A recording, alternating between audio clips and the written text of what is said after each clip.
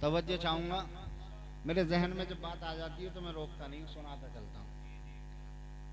एक बादशाह ने ऐलान किया किसी मुल्क के अंदर, बोले कोई मुझे ऐसा शख्स चाहिए जो मेरे इस हाथी को रुला दे। मुझे कोई ऐसा शख्स चाहिए जो मेरे हाथी को रुला दे। जी जी। लोग आए, आते रहे, जाते रहे, हाथी के कान में अपनी अपनी परेशानियां सुनाते रहे, अपनी अपनी परेशानियां सुनाते रहे, अपनी अपनी मुसीबतें बयान करते रहे।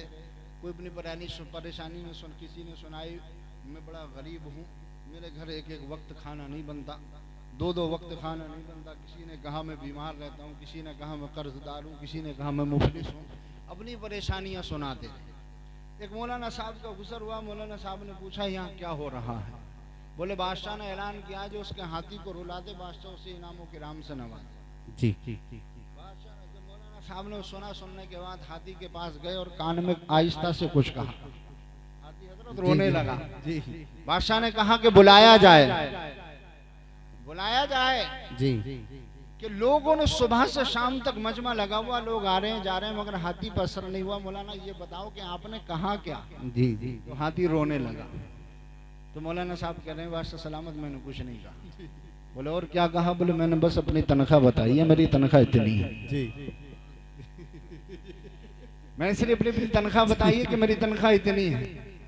एक जानवर इमाम की तनख्वाह सुनकर अपनी आंखों से आंसू निकाल देता है कि यार तुम इतनी तनख्वाह में कैसे खर्चे पूरे करते हो, कैसे अपने बच्चों को खाना खिलाते हो, कैसे अपने बच्चों को फल फरूद ले जाकर देते हो, कैसे तुम्हारे बच्चे बीमार हो जाएं तो उनका इलाज कराते हो, उनकी दवाई कराते हो, कैसे उनकी परवरिश करते हो। मगर अल्लाह अकबर, अल्लाह अकबर, आज हमारी कौम को ये क्या हो गया है कि एक जानवर इस दुख को सुनकर रोए, आंखों से आंसू निकाले। मगर हमारी कौम को आज क्या हो गया है कि हमारी कौम अल्लाह अकबर इमाम की तनख्वाह को देखकर नहीं रोती, उनके दिलों में रहम नहीं आता। अगर इमाम की तनख्वाह 9,000 अगर कमेटी ने कर दी तो दूसरा अगर कहता है अरे इमाम की तनख्वाह 9,000 क्यों करती, 7,000 में मैं लिया था।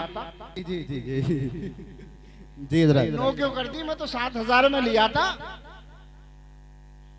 दूसरा तीसरा आता, बोले कह रहे मैं तो 4 में लिया था। अब 4,000 वाला इमाम या 7,000 वाला इमाम आएगा, मुसल्ले पे खड़ा होगा। अब उसका जहन कहाँ है? अल्लाह अकबर, नियत तो बांध ली। बोले यार कोई मर जाता 40वां होता, मिलाद होती है यार, किसी की बेटी की शादी होती, निकाह होता तो 5,000 मिल जाते हैं यार। मैं अपने बच्चों को स्कूल की ड्रेस बना देता। अब नमाज तो पढ़ा रहे हैं, जहन कहाँ है? बोले यार साले की शादी है, हार भी ले जाना है और बीवी को कपड़े भी बनाने हैं। तो रात हमेशा याद रखो, इमामों से मोहब्बत करो। अगर जुमे के दिन, सिर्फ जुमे के दिन एक आदमी अगर 10 रुपए से मुसाफा करे, एक आदमी सिर्फ 10 रुपए से मुसाफा करे, तुम्हारी जेब से 10 रुपया जाएगा। हफ्ते में अगर एक दिन में 1.25 रुपया आपने इमाम की नियत से निकाल दिया, एक दिन में 1.25 रुपया, अगर हफ्ते में आपने 10 रुपए से इमाम से मुसाफा किया, कसम खुदा की तुम्हारी जेब से तो एक 10 का नोट जाएगा, मगर इमाम के हाथ में 1,500 रुपए आ जाएंगे। वही 1,500 रुपए लेकर वही इमाम रब की बारगाह में अपनी पेशानी को रखकर तुम्हारे हक में रातों को दुआ करेगा, ए मौला मेरी बस्ती के लोगों पर रहम फरमा, उनके कारोबार में तरक्की अता फरमा। जब एक इमाम नबी के मुसल्ले पे खड़ा होने वाला जब रातों को अपनी पेशानी को जमीन पर रखकर दुआ करेगा, तो कसम खुदा की वो दुआ अर्शे आज़म से टकराएगी, अर्शे आज़म हिलेगा और हिलने के बाद रब की बारगाह में अर्ज करेगा, ए पाक परवरदिगार आलम, जब तक तू इन इमाम की दुआ कबूल नहीं फरमाएगा मैं यूं ही हिलता रहूंगा। है नारे तकबीर, नारे रिसालत, उलमाए अहले सुन्नत, मौलाना उस्मान साहिब क़िबला, जश्न ईद मिलादुन नबी, जश्न ईद मिलादुन नबी, सरजमीने मनोटा पुल, नारे तकबीर, नारे रिसालत, जिंदाबाद जिंदाबाद। वाह वाह वाह। रब फरमाया हिलना मत, ठहर जा, रुक जा, मैंने उसकी दुआ को कबूल फरमा लिया। सुभान। दुआ भी जब की जाती है जब दिल खुश होता है, दुआ जब की जाती है जब दिल खुश होता है। और जब दिल खुश नहीं होगा बोले इमाम साहब दुआ कर दियो, हाँ कर दूंगा। इमाम साहब मेरे बच्चे के हक में दुआ करना, हाँ कर दूंगा। इस जगह एक साहब आए बोले इमाम साहब मेरे बेटे के हक में दुआ करना, जरा नौकरी अच्छी लग जाए। तो इमाम साहब दुआ कर रहे हैं, बोले अल्लाह ताला जैसी नौकरी मेरी है ऐसी तेरे बेटे की लग जाए।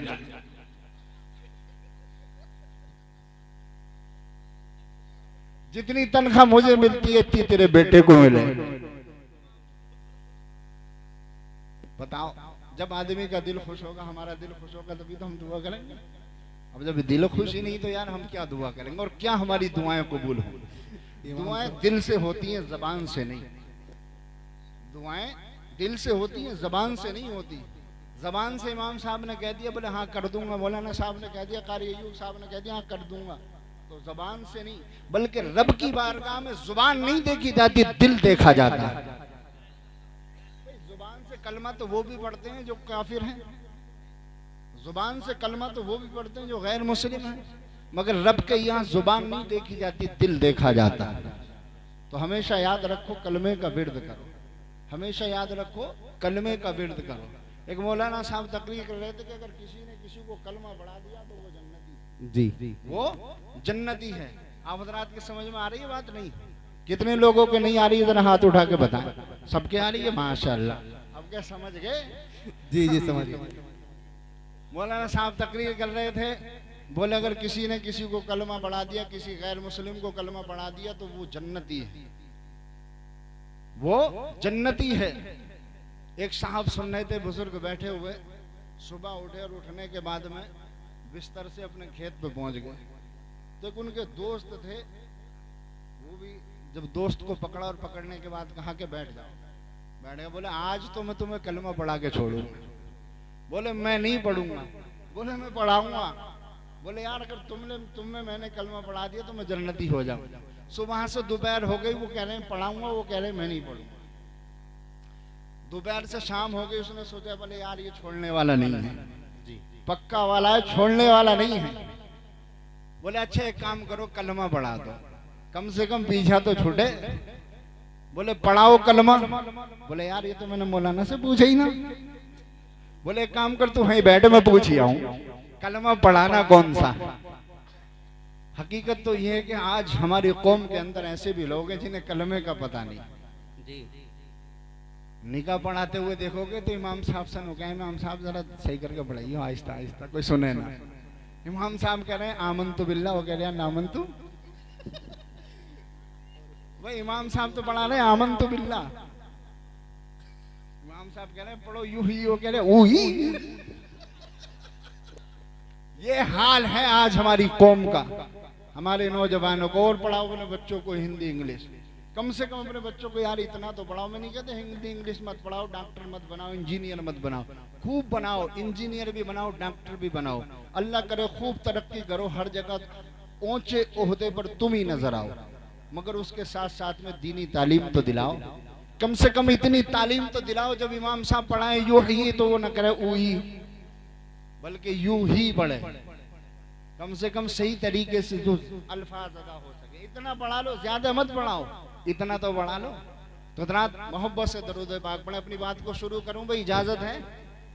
हाँ, मोहब्बत से दरूद पाक पढ़े। अल्लाहुम्मा सल्ली अला सय्यिदिना व शफीना नबीना मौलाना मुहम्मद बारिक वसल्लम सल्लु अलैहि सलातु व सलामन अलैका या रसूल अल्लाह, सलातु व सलामन अलैका या हबीब अल्लाह, या नबी अल्लाह।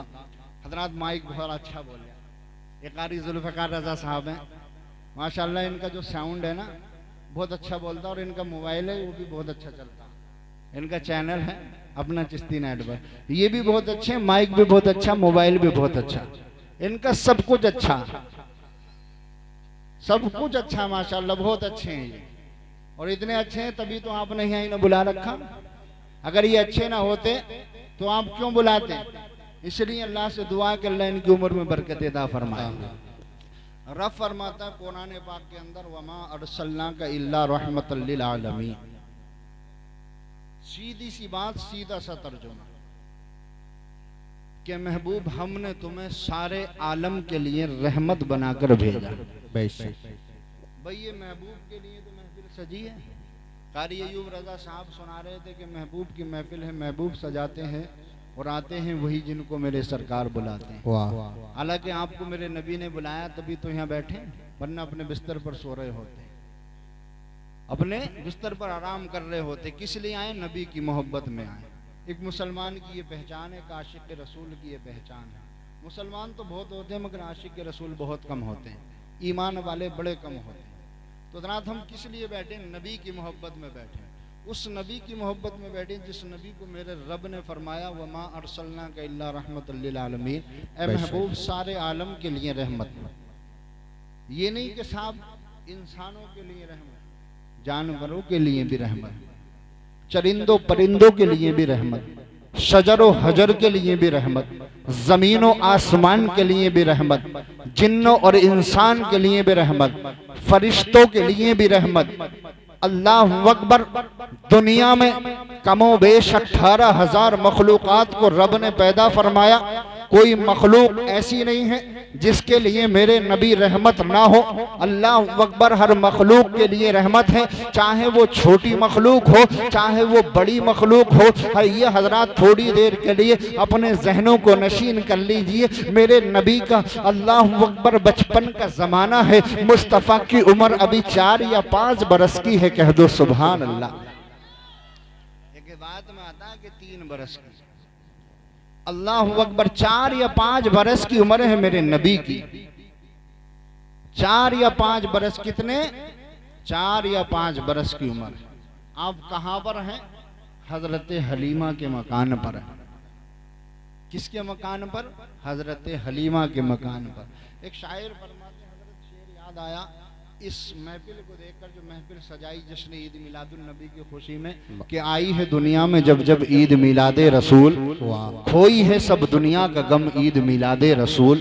और एक पल्ले में वो दोनों, एक पल्ले में ये एक, दोनों ईदों से है अफजल ईद मिलादे रसूल। क्या बात है, जिंदाबाद। और कसर बाकी न रखी बज़्म इमका जगमगाने में, अरब में चांद निकला चांदनी फैली जमाने में। और किसी शय की तमन्ना ही नहीं हमको जमाने में, किसी शय की यानी किसी चीज की तमन्ना ही नहीं हम सबको जमाने में। मदीना लिख दिया जाए हमारे और आपके आबुदाने में। और मोहम्मद मुस्तफ़ा के नाम ने तूफान का रुख फेरा, मोहम्मद मुस्तफ़ा के नाम ने तूफान का रुख फेरा। जरा सा फासला था दिल की कश्ती डूब जाने में। अमीरे कारवां बनना था जिनको नौजवान होकर, अमीरे कारवां बनना था जिनको नौजवान होकर। लड़कपन उनका गुजरा भेड़ और बकरी चराने में। वाह वाह वाह। लड़कपन उनका गुजरा भेड़ और बकरी चराने में। तो हजरात ऐसा नहीं है कि आप हजरात घूर के देखें, बोले यार बहुत देर हो गई, 10-20 मिनट हो गए और ये हट नहीं रही। ऐसा नहीं होगा कि मौलाना साहब इस जगह तकरीर कर रहे हैं और तकरीर करते करते काफी देर हो गई, एक बुजुर्ग बीच में डंडा लेके खड़े हुए, मौलाना की नजर पड़ी, मौसम गर्म है। बोले बड़े मियाँ बैठ जाओ, क्यों खड़े हो? बोले ना ना कोई बात ना। बोले नहीं बैठ जाओ आप। बेचारे बैठ गए, थोड़ी देर बाद फिर खड़े हो गए। बोले भाई मौसम फिर गर्म है।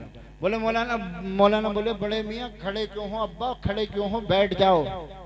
बोले मौलाना तुमसे कुछ कह रहा हूँ, तुमसे कुछ कह रहा हूं तो बताओ।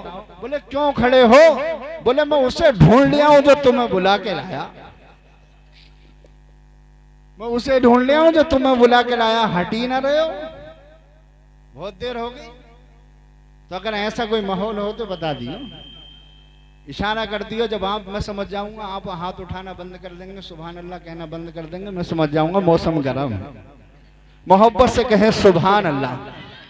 मेरे नबी की उम्र 4 या 5 बरस की उम्र है। अल्लाह अकबर अल्लाह अकबर। हजरत हलीमा के मकान पर है और अपने हाथों से, नन्हे नन्हे हाथों से, नन्हे नन्हे पैरों से हजरत हलीमा की बकरियों को चराने के लिए अपने भाई हजरत हलीमा के बच्चों के साथ जंगल में जाया करते। कह दो सुभान अल्लाह। सुभान अल्लाह, सुभान अल्लाह, जिंदाबाद। रोजाना जंगल में जाया करते, सुबह जाते, शाम तक एक पत्थर के नीचे अपने पेशानी को सजदे में रख दिया करते, रब की बारगाह में दुआ किया करते। आपके भाई हजरत हलीमा के हकीकी बेटे आकर अपनी माँ से कहते, ए अम्मी जान, हमारा जो भाई है जिसका नाम मोहम्मद है, हम क्या देखते हैं कि रोजाना हमारे साथ बकरियां चराने के लिए तो जाते हैं, मगर जंगल में जाने के बाद एक पहाड़ के नीचे, एक पत्थर के नीचे अपनी पेशानी को रखकर पूरा दिन सजदे में पड़े रहते हैं। बोलो सुभान अल्लाह, सुभान अल्लाह, सुभान अल्लाह। भाई समझ में आ रहा नहीं? माशाअल्लाह, अल्लाह अकबर।